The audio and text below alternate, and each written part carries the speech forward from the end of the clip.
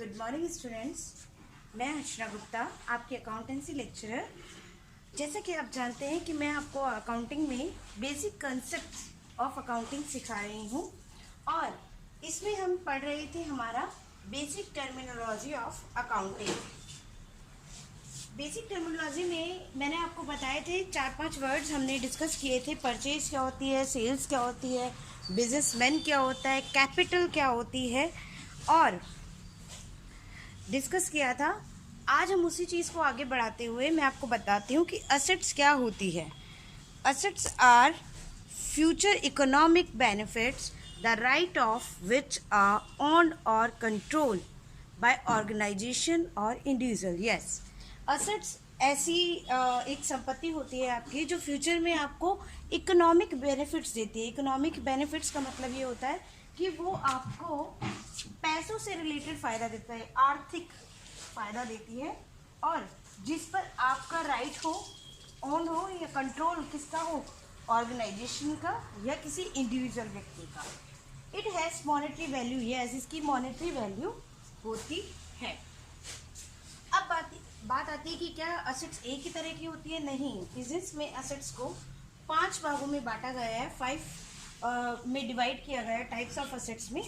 तो फर्स्ट आपका है फिक्स्ड असेट्स।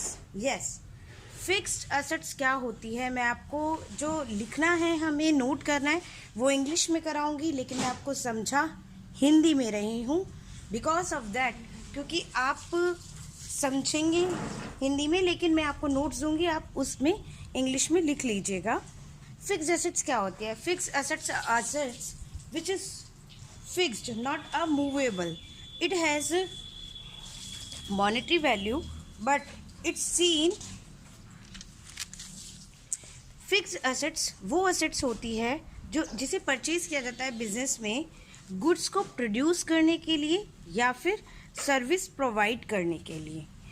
इसका मतलब ये नहीं है और कि इसे हम रीसेल करें। जो असेट्स हम यूज़ करते हैं, जो हम परचेज करते हैं, वो बिजनेस में गुड्स को प्रोड्यूस करने के लिए, मतलब गुड्स बनाने के लिए हम जो संपत्ति खरीदते हैं, जो असेट्स खरीदते हैं, that is called fixed assets. जैसे लाइक एज आपकी लैंड है, बिल्डिंग है, फर्नीचर है, आपकी मशीनरी है, ये सारी आपकी क्या है? Fixed assets. Current assets, current assets क्या होती हैं? ये देखिए, जो असेट्स हैं वो आपकी पूरी लाइफ काम आने वाली चीज़ें हैं। ये बेसिक टर्मिनोलॉजी पूरी लाइफ काम आएगी क्योंकि ये अकाउंट्स की ABCD ही है।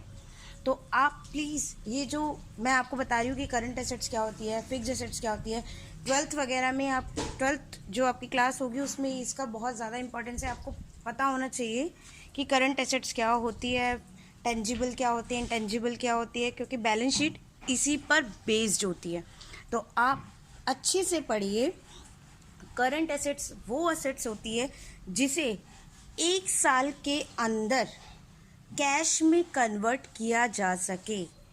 कैश में कन्वर्ट कैसे करेंगे? जैसे मैं आपको बताती हूँ, आज हमारे पास स्टॉक है।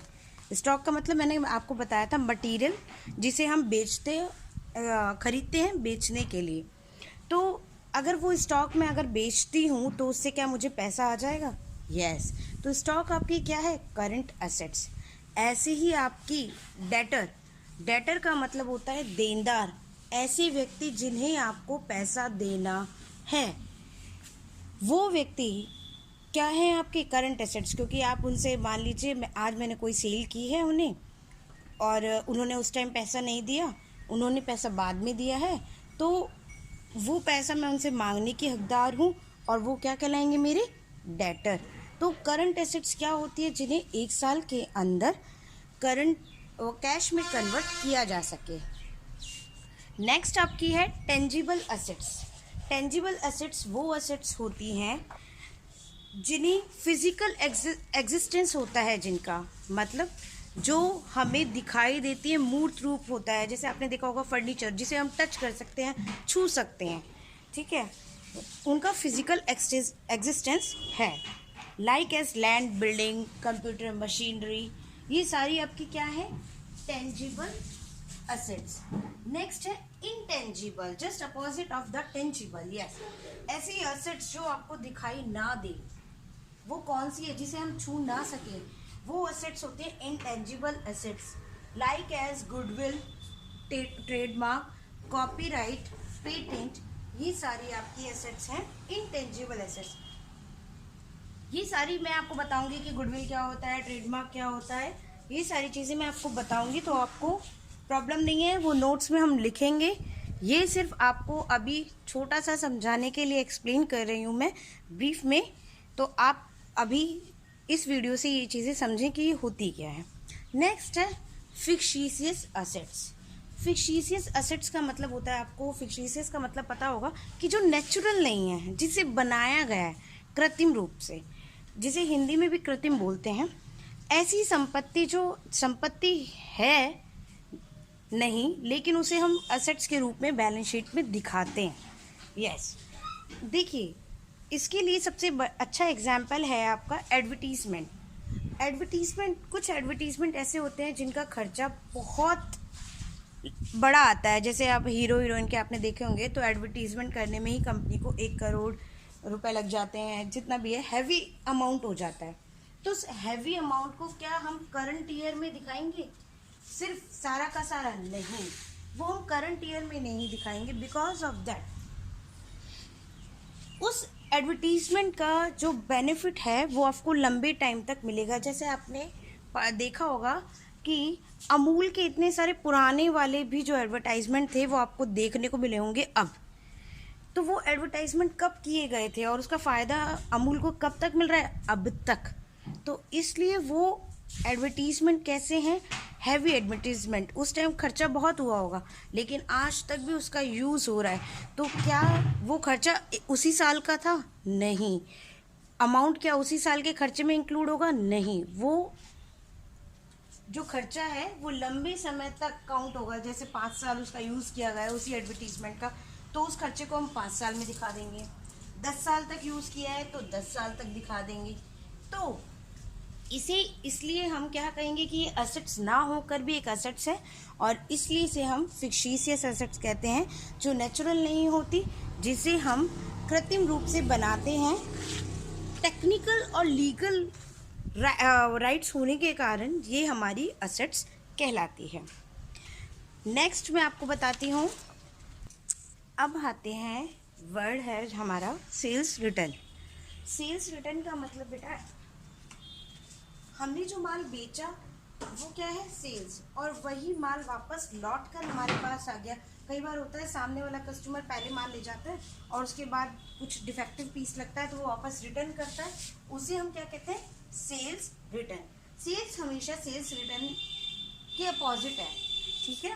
तो सेल्स के अपोजिट क्या है? Sales return. ऐसे ही परचेज रिटर्न। आज मैंने कोई मटेरियल शॉप से खरीदा लेकिन मुझे लगा कि ये सही नहीं है, या छोटा है या बड़ा है, तो मैं उसे शॉपकीपर को वापस रिटर्न करती हूँ, तो वो मेरे लिए क्या हो गया?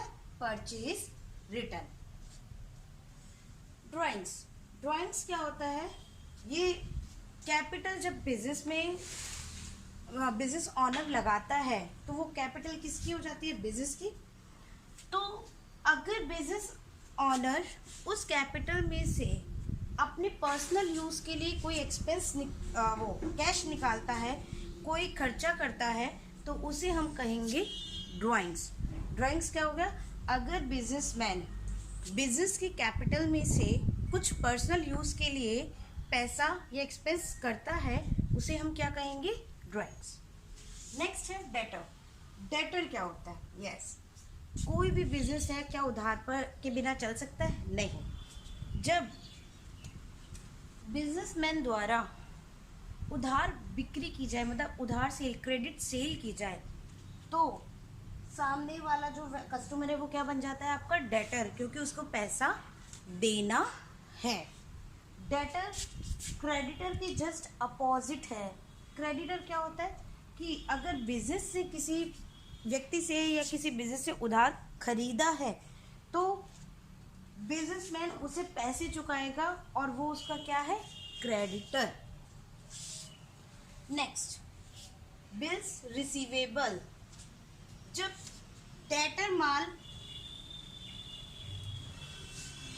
बेचा जाता है, कोई माल किसी कस्टमर को क्रेडिट पे बेचा जाता है, मतलब उधार पर बेचा जाता है, और कस्टमर ड्यू डेट को, मान लीजिए मैंने आज एक उधार बेचा है बी को, और बी ने ये चीज़ एक्सेप्ट कर ली है कि, तो बी क्या कहलाएगा हमारा डेटर, और बी ने कहा कि हाँ मैं 1 महीने बाद आपको पैसा दे दूंगा, तो उसे हम क्या कहेंगे, बिल्स रिसीवेबल। कस्टमर अगर आपका बिल एक्सेप्ट कर लेता है ड्यू डेट पे देने के लिए, तो वो क्या कहलाता है, bills receivable. Bills payable, yes, bills payable किसके लिए, क्रेडिटर के लिए। अगर मैंने कोई माल उधार खरीदा है और मुझसे सामने वाले ने कहा है कि आप 1 महीने को पैसा दे देंगे, मैंने उसका बोला हाँ मैं ऑन ड्यू डेट आपका अमाउंट चुका दूंगी, तो वो क्या होगा, बिल्स पेबल। अब आते हैं लायबिलिटीज पर। सबसे पहली बात तो लायबिलिटीज होती क्या है। लायबिलिटीज वो अमाउंट होती है, वो पैसा जो बिजनेस को या तो उसके ऑनर को या फिर बाहर, बिजनेस के बाहर किसी व्यक्ति को चुकाना है, उसे हम क्या कहते हैं, लायबिलिटीज। यस, मैंने आपको बताया कि बिजनेस को, उसके ऑनर को, अगर बिजनेस अपने ही ऑनर को कोई पैसा चुकाता है, जैसे मैंने आपको बताया कैपिटल अगर ऑनर ने लगाई है और उस कैपिटल पे बिजनेस उसे इंटरेस्ट भी देगा और वो कैपिटल वापस भी करेगा, तो उसे हम क्या कहेंगे, बिजनेस की इंटरनल लायबिलिटीज। और अगर बिजनेस ने किसी बाहर से लोन लिया है, कोई बैंक लोन है या किसी व्यक्ति से लोन लिया है और उस लोन का पैसा उसे चुकाना है, तो वो क्या है, बिजनेस का ऑनर नहीं है, बाहरी व्यक्ति है, अदर पार्टी है, तो उसको पैसा चुकाना है, तो वो क्या कहेंगे, एक्सटर्नल लायबिलिटीज। नेक्स्ट है short term liabilities. Short term liabilities बिल्कुल करंट एसेट्स के अपोजिट है। वही ऐसी लायबिलिटीज जिसे बिजनेस को 1 साल के अंदर चुकाना है, that is short term liabilities. Next is long term liabilities. ऐसी लायबिलिटीज जिसे बिजनेस को 1 साल के बाद चुकाना है किसी व्यक्ति को या किसी ऑनर को, तो वो क्या होगी, आपकी लॉन्ग टर्म लायबिलिटीज। आज हमने ये वर्ड्स पढ़े हैं, मैं आज आपको कुछ नोट्स भी दे दूंगी, आप वो नोट्स देखिएगा और आपको ये टर्म समझ में आएगी। कल से हम जर्नल एंट्रीज के कॉन्सेप्ट समझेंगे, मेथड समझेंगे कि जर्नल एंट्रीज हम कैसे कर सकते हैं और जर्नल एंट्री के मेथड कितने होते हैं। Thank you very much.